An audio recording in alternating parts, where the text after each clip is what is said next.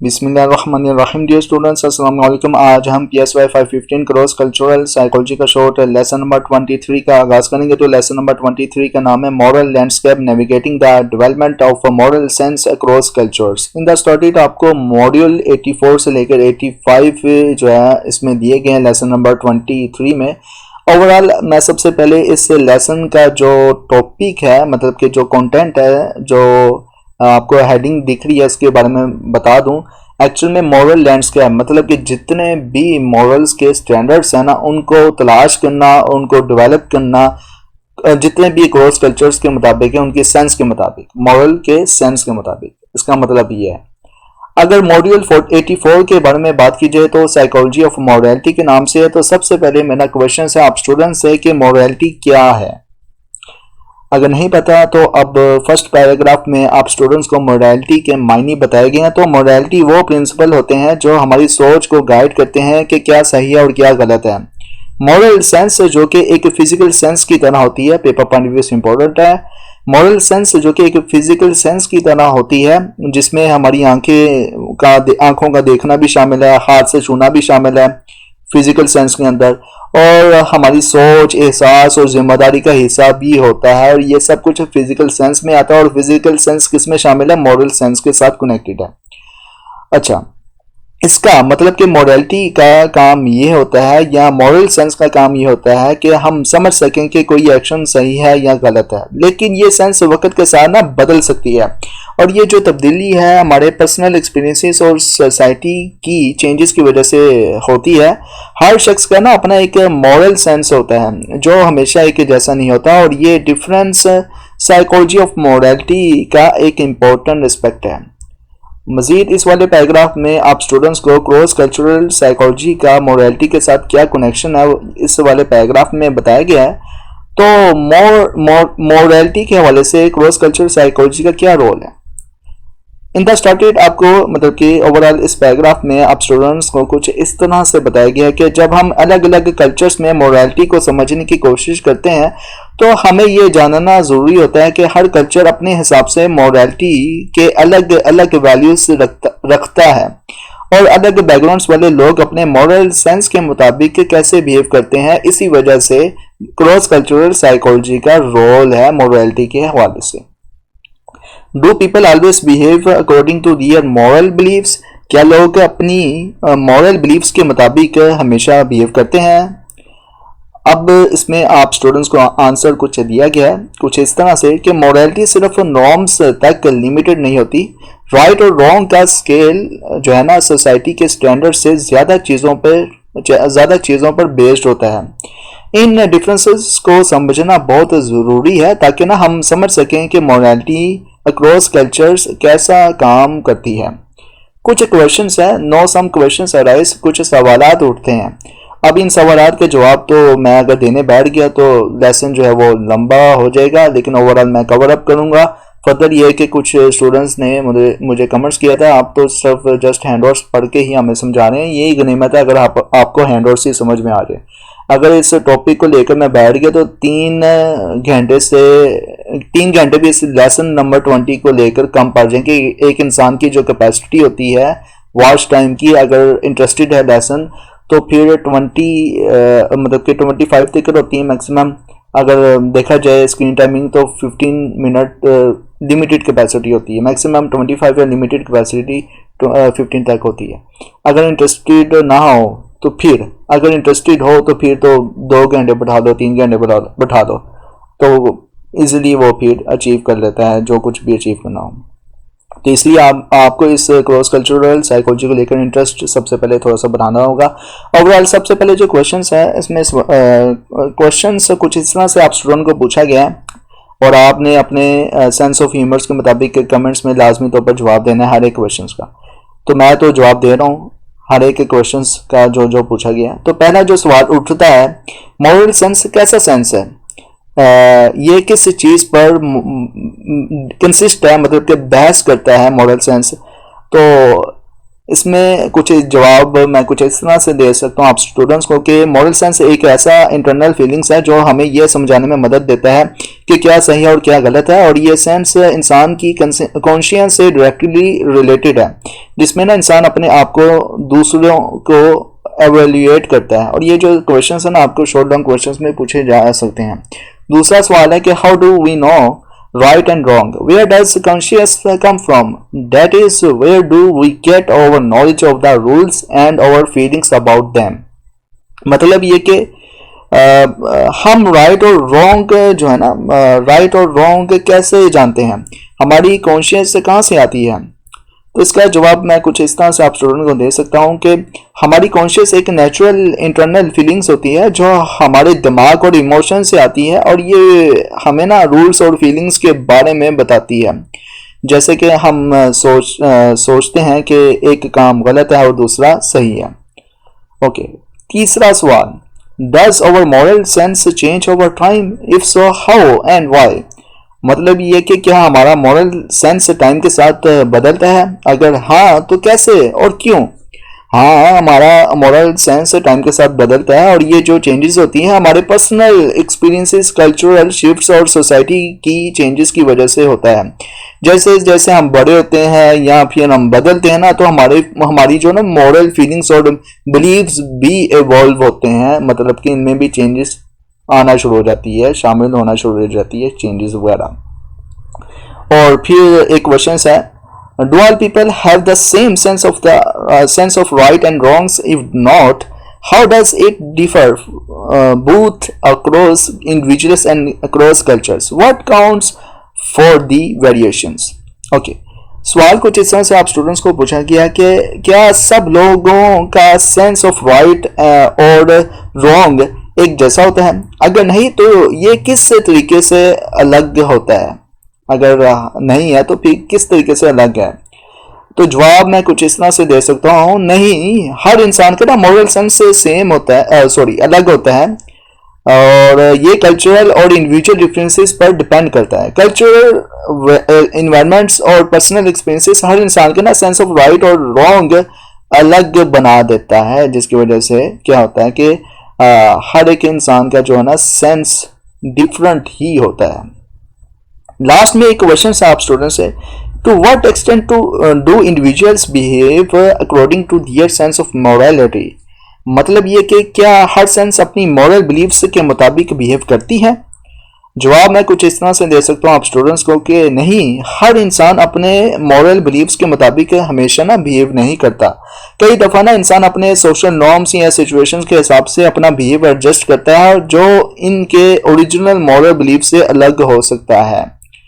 अच्छा, फर्दर आपको राइट्स और रॉन्ग्स के हवाले से बताया गया कि क्या राइट है क्या रॉन्ग है इस वाले पैराग्राफ में। इसमें कुछ इस तरह से आप स्टूडेंट को बताया गया कि राइट और रॉन्ग वो एब्सोल्यूट कंसेप्ट है, मतलब कि सही वाले कंसेप्ट है जो हर कल्चर्स और जियोग्राफिकल बाउंड्रीज से परे होते हैं या हर कंसिस्ट होते हैं।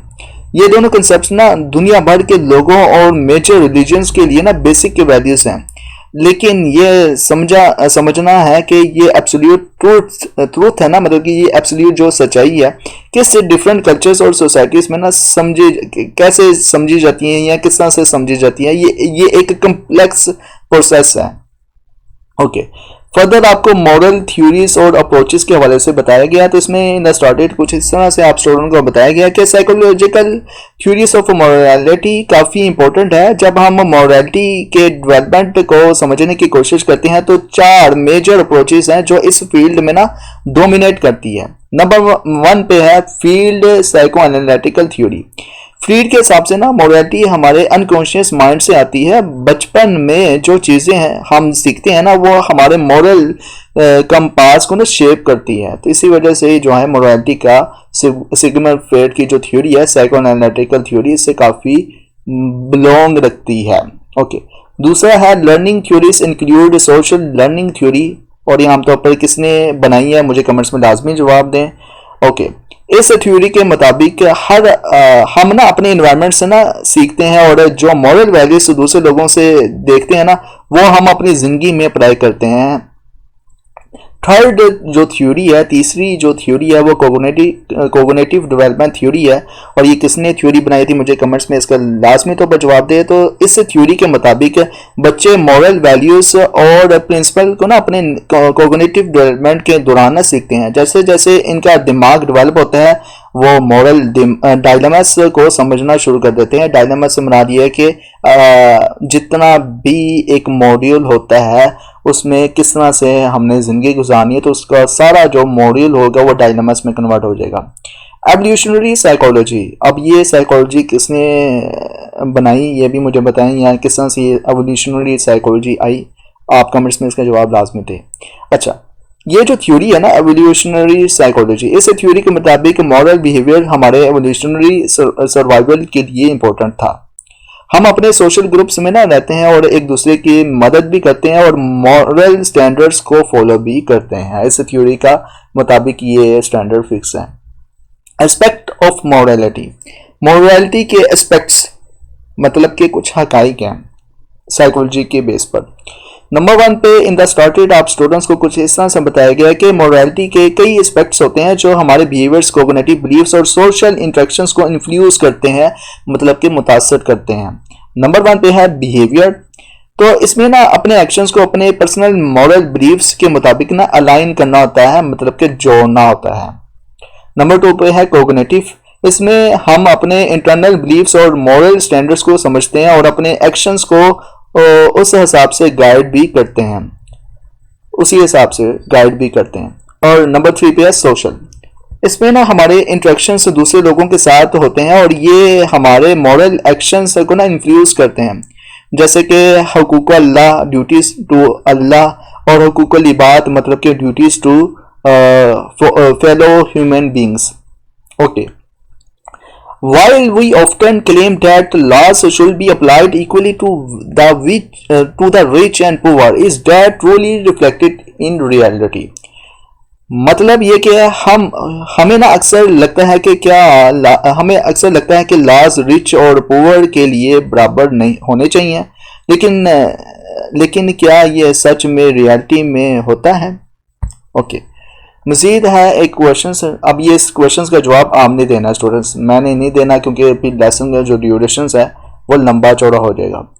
अच्छा, ये do we perceive morality in society as it generally exist. अच्छा, ये जो बीच में सवाल पूछे गए ना तो शॉर्ट लॉन्ग क्वेश्चन के हवाले से बहुत इंपॉर्टेंट है। मैंने अगर इनको हाईलाइट नहीं किए तो अगर आप नीचे कमेंट्स में जवाब देंगे तो इसका मतलब आपकी तैयारी होगी इन सवालों के जवाब की। ओके, जैसे कि दूसरा एक और सवाल है कि do we perceive morality in society as it generally exist, मतलब ये कि क्या हम सोसाइटी में मॉरलिटी को जैसी है वैसा ही देखते हैं या नहीं देखते। फर्दर है सोर्स ऑफ मॉरलिटी, मतलब कि सोर्स ऑफ मॉरलिटी के हवाले से आपको कुछ एस्पेक्ट्स दिए गए हैं। What are the source of morality, जिनमें है सोर्स ऑफ मॉरलिटी क्या है सबसे पहले।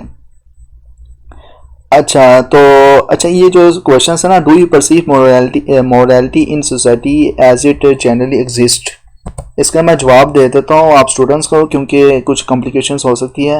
इसका जवाब मैं कुछ इस तरह से दे सकता हूँ कि जब हम मॉरलिटी की बात करते हैं तो हमें यह समझना पड़ता है कि लोग अपने कल्चर्स और पर्सनल बिलीव्स के मुताबिक मॉरलिटी को समझ लेते हैं, इसलिए मॉरलिटी सोसाइटी में जो रिफ्लेक्ट होता है ना वो हमेशा सच्चाई को दिखाती नहीं है। तो ये जो है ना इसका असल जवाब है, do you perceive morality in society as it generally exist को लेकर। फिर what are the source of morality, morality के क्या सोर्स हैं। इन द स्टडी आप स्टूडेंट्स को कुछ इस तरह से बताया गया कि हमारी इंटरनल ना कोग्निटिव और इमोशनल प्रोसेसेस हमारे मॉरल कंपास को ना शेप करते हैं, मतलब कि कंपास से मुराद है कि रास्ता दिखाना, नेविगेट करना, जो फिर हमारे पर्सनैलिटी में इनग्राइंड हो जाते हैं, मतलब कि एग्जिस्ट मतलब कि दाखिल होना शुरू हो जाते हैं। रीजनिंग का ना बहुत बड़ा रोल होता है इसमें। अगर कोई एक्शंस एक कॉन्टेक्स्ट में गलत माना जाता है तो लॉजिकली वो दूसरे कॉन्टेक्स्ट में भी गलत होना चाहिए। मजीद एक क्वेश्चन है कि if others engage in a particular behaviour does that justify us doing the same, तो मतलब कि क्या अगर दूसरे लोग एक बिहेवियर में शामिल होते हैं तो हमें भी उसी बिहेवियर को जस्टिफाई कर सकते हैं कि नहीं? तो इसका जवाब आप स्टूडेंट्स कमेंट्स में दें। वैसे मेरा जो जवाब है अपने लिहाज से तो मैंने कुछ इस तरह से दे सकता हूँ कि नहीं, अगर दूसरे लोग कोई गलत काम करते हैं तो हमें उसे ना जस्टिफाई नहीं करना चाहिए। मॉरल प्रिंसिपल को ना हमेशा अपने पर्सनल बिलीव्स के मुताबिक फॉलो करना चाहिए, ना कि दूसरों के एक्शंस के बेस पर। ओके, पेरेंटिंग स्टाइल्स को लेकर कुछ स्टूडेंट्स आप स्टूडेंट को कुछ इस तरह से बताया गया है आप स्टूडेंट्स को लेकर कि पेरेंटिंग का भी ना मोरालिटी में बहुत बड़ा रोल होता है। पेरेंट्स अपने बच्चों को सिखाते हैं कि क्या सही है और क्या गलत है। बच्चे अपने इंटेलेक्चुअल और इमोशनल डेवलपमेंट से के साथ ना ये सीखते हैं कि कोई चीज़ गलत क्यों है, चाहे वो दूसरों को नुकसान पहुंचाने की वजह से हो। ये पनिशमेंट से ना बचने के लिए जो है ना वो करते हैं बच्चे। मॉरली डेवलप्ड इंडिविजुअल्स अक्सर अपने एक्शंस को सिर्फ अपने पर्सनल कॉन्सिक्वेंस मतलब के नताइज के मुताबिक नहीं, बल्कि ना सोसाइटी, कल्चर, इन्वायरमेंट और रिलीजियस टीचिंग के हिसाब से भी देखते हैं। फर्दर अब जो है ना आपको मॉड्यूल 85 को लेकर जो इसमें दिया गया title development of moral sense के नाम से है, तो इसमें कुछ इन द स्टार्टेड आप स्टूडेंट्स को कुछ इस तरह से बताया गया कि कॉन्शियंस यानी कि हमारा अंदरूनी एहसास जो हमारी मॉरल सेंस को गाइड करता है, वक्त के साथ ना डेवलप होता है। मॉरल सेंस का डेवलपमेंट किस तरीके से होता है, इस पर ना साइकोलॉजिस्ट के बीच में डिबेट होती है, मतलब कि बहस व मुबाहिसा होता है। कुछ लोग ना मानते हैं कि ये डेवलपमेंट एक ग्रेजुअल्स और एडिक्टिव तरीके से होती है, जबकि कुछ लोग इसे ना स्टेजेस में डेवलप होते हुए समझते हैं।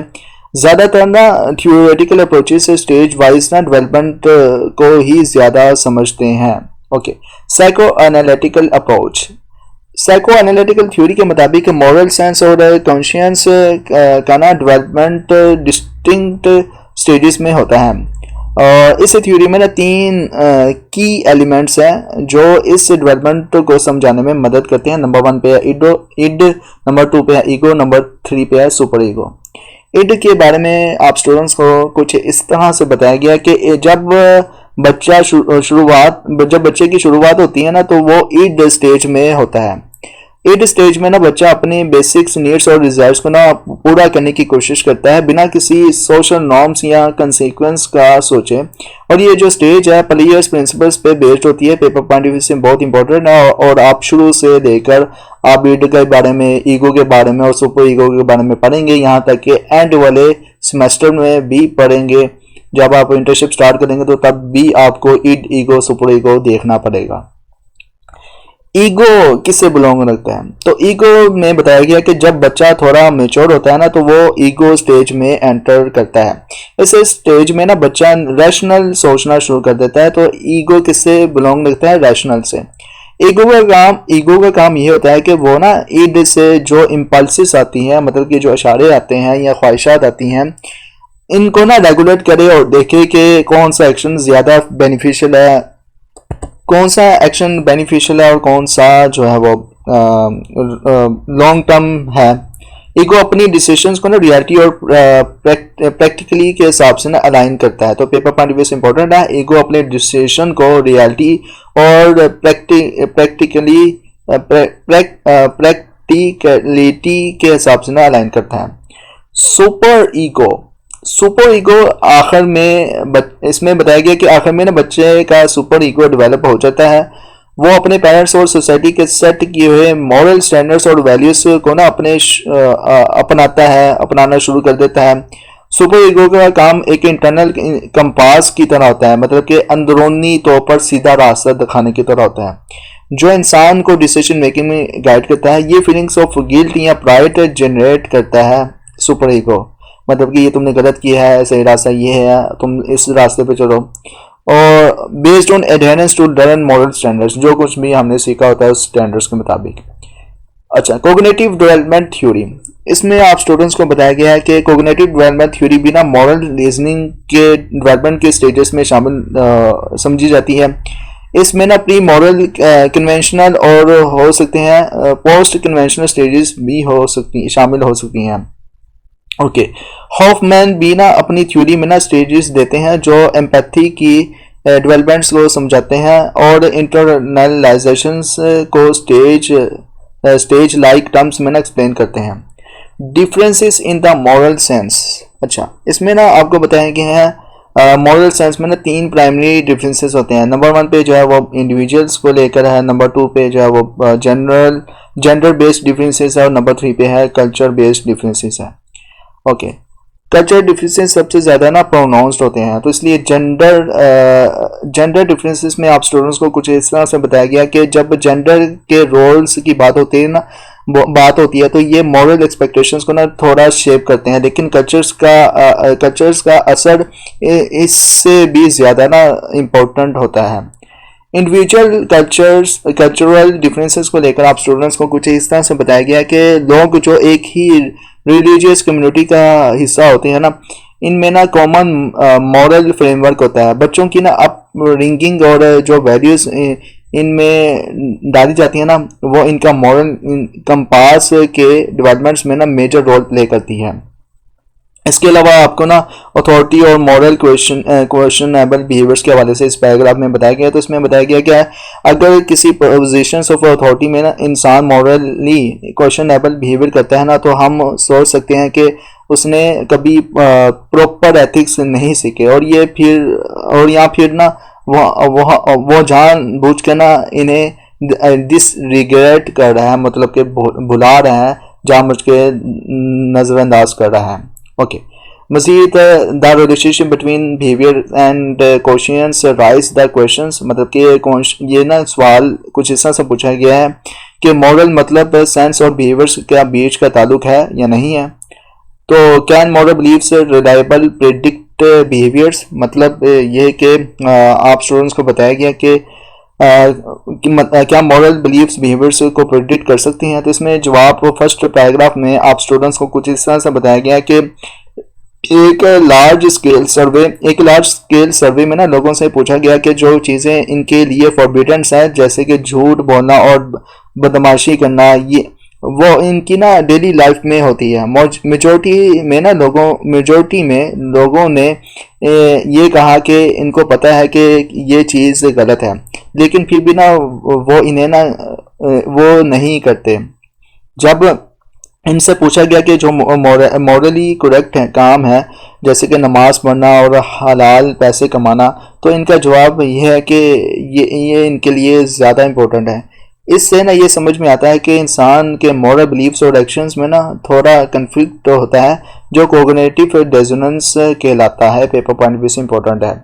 और इस वाले पैराग्राफ में आप स्टूडेंट्स को बताया गया कि कुछ ऐसे वक्त भी होते हैं, कुछ ऐसे वाक़यात या वक्त भी होते हैं जब इंसान अपने मॉरल बिलीव्स के हिसाब से ना अपने बिहेवियर्स को ना एडजस्ट करता है।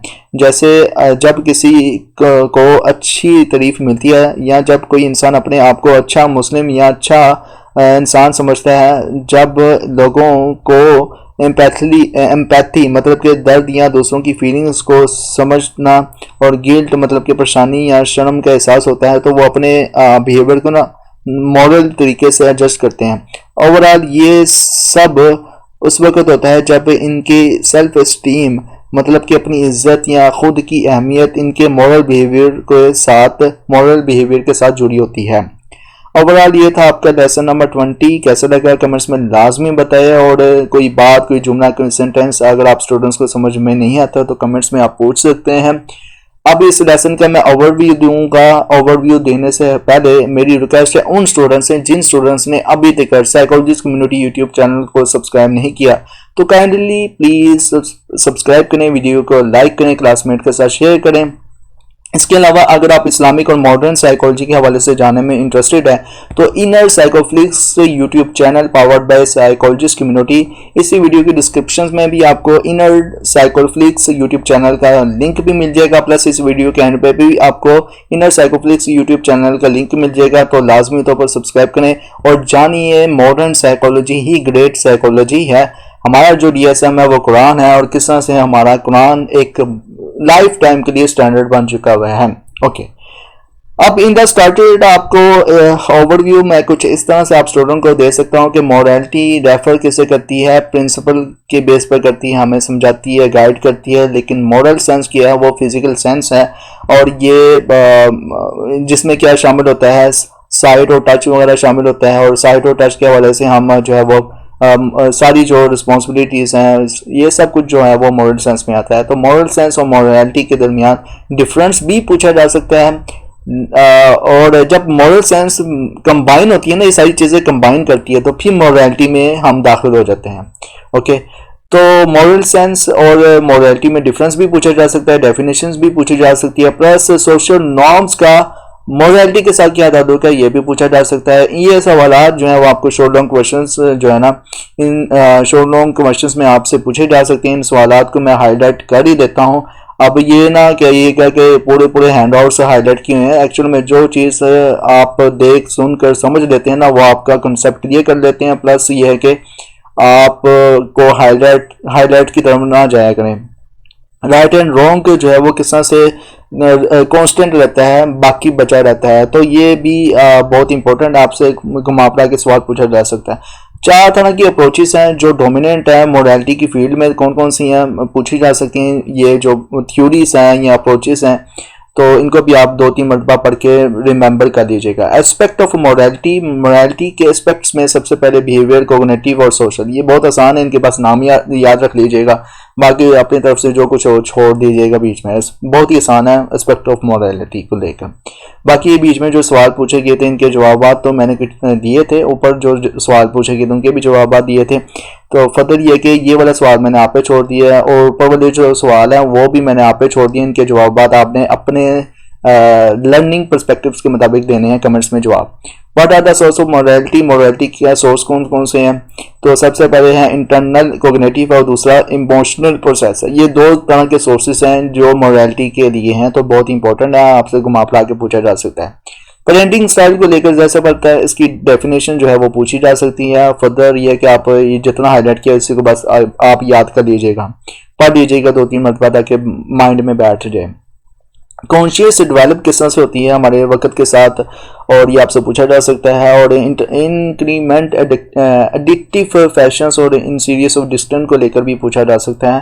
फर्दर मैं आगे आता हूँ। साइकोएनालिटिकल अप्रोच कौन कौन सी है, तो इसकी 3 तरह की अप्रोचेज होती हैं, एक इड, ईगो और सुपर ईगो। इड क्या कहता है मोरालिटी को लेकर, ईगो क्या कहता है मोरालिटी को लेकर, सुपर ईगो क्या कहता है मोरालिटी को लेकर। तो ये आपसे पेपर पॉइंट व्यू से बहुत जो है ना वो पूछे जा सकते हैं घुमा फिरा कर, ये सारे जो है इड, ईगो और सुपर ईगो को लेकर एग्जाम पॉइंट ऑफ व्यू से बहुत इंपॉर्टेंट है।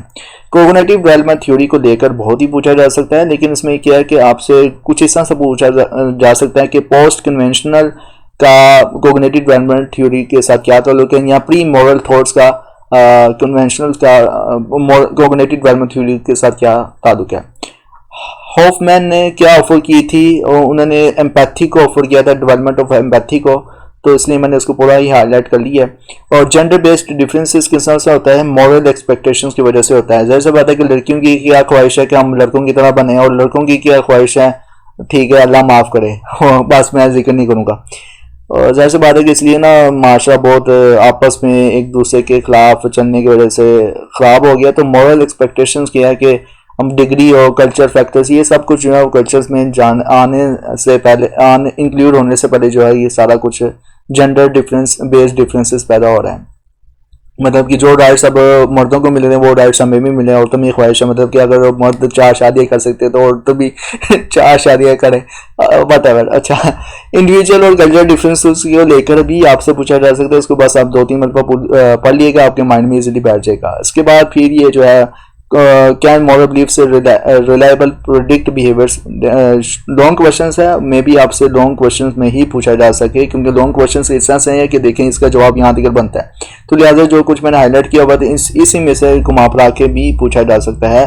और लार्ज स्केल साइकोलॉजिकल सर्वे रिस्पोंडेंट जो है ना उनसे ये पूछा गया था। और प्लस ये है कि मॉरली कमांडेड एक्शन होती हैं। मतलब कि हम पूछा गया कि मॉरली जो होती है ना वो कमांडेड एक्शन होती हैं किस तरह से, जैसे कि नमाज पढ़ना या ये जो सब कुछ होती हैं हमारे कोग्निटिव डिसऑर्डर्स के बेस पर हमें रास्ता भी दिखाते हैं, हमारे बिलीफ को जो हमारे गलत हो गए हैं उनको भी सही करते हैं। गुड पर्सन और अ गुड मुस्लिम से क्या मुराद है आपसे पूछा जा सकता है। इन सोशल कॉन्टेक्स्ट से क्या मुराद है आपसे पूछा जा सकता है।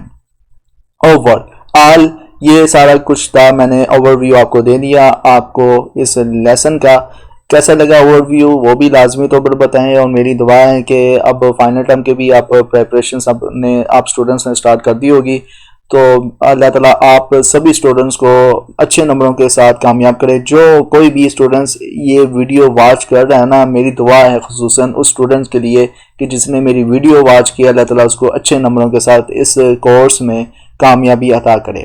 ओवरऑल इंशाल्लाह मिलते हैं नेक्स्ट लेक्चर में। Till then thank you so much. अल्लाह हाफिज।